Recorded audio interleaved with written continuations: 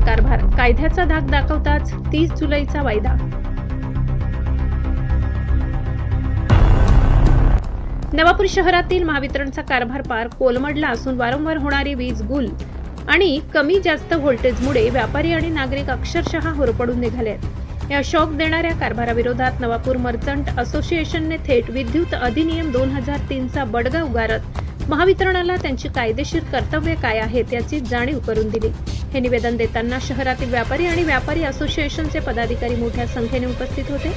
व्यापाऱ्यांनी दिलेल्या कायदेशीर इशाऱ्यामुळे अखेर महावितरणच्या उपकार्यकारी अभियंत्यांनी लेखी उत्तर देत या महिन्याअखेरपर्यंत समस्यांचे निराकरण करण्याचे आश्वासन दिले. दरम्यान 30 जुलैनंतरही जर वीज परिस्थिती अशीच राहिली तर येणाऱ्या काळात जी काही परिस्थिती उद्भवेल त्याला सर्वस्वी जबाबदार वीज वितरण कंपनीच राहील असा थेट इशारा नवापूर मर्चंट व्यापारी असोसिएशनच्या पदाधिकाऱ्यांनी महावितरणाला दिलाय.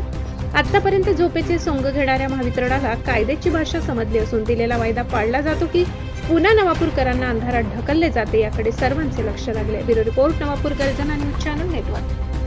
असं नाहीये, तुम्ही म्हातारे माणसं आहे, आजारी सर्वात महत्वाचा विषय असा आहे की ते ज्येष्ठ नागरिक असतील, विधवा महिला असतील, त्या तुमच्या कार्यालयापर्यंत पोहोचू शकत नाही. 1.5 किलोमीटरचा रस्ता आहे, कोणी इथे येऊ शकत नाहीये. तर आम्हाला आता तुमच्याकडून हमी आहे की तुम्ही किती दिवसात हे सर्व प्रॉब्लेम सॉल्व्ह करणार.